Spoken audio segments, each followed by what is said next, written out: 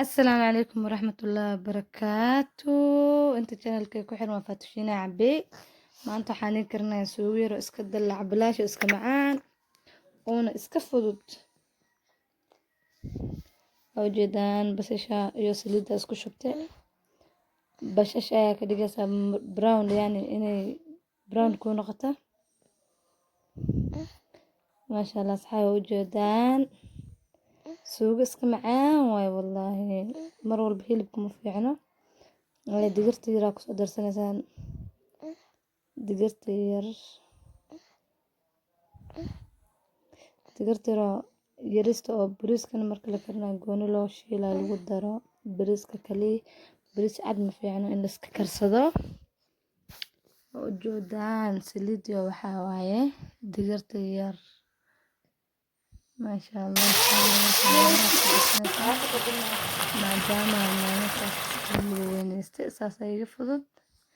waa u joodaan yaanyadii macal wixii dhan waa isku jajabeen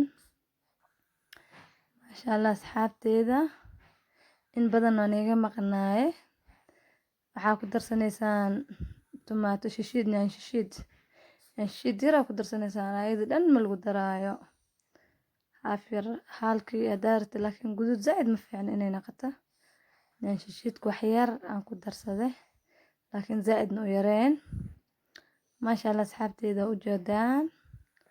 inta iska fudud waaye oo dalac bilaash iska ah kala argayso u macaanaan doono waa u jeedaan asxaabteeda ma sha Allah idinkana ku soo yaacday meesha ay fadhinay subscribe kala isku caawiyo waka fiyazi barando malaha af Soomaaliga fiyazi waka fiyaziga kor ugu daraysaa ma sha Allah asxaabteeda fiyazi kooda biyo kuleel ugu siiyay ma fahanteen biyo kuleel ku dhigtay sidoo dhaqso ugu karo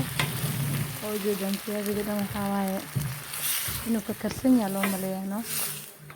diyaarsan yahay camal fiyaziga gooni biyo kuleel ugu soo dhiganay waa ka saad walisku dhex gidilnaas cunada si ku macaanaato oo jeedin asxaabteeda qaaliga ma sha Allah waa aragtaan wallahi dalac bilaash waxaad doontaan hilib la'aan kana daam ee soo tijaabiyo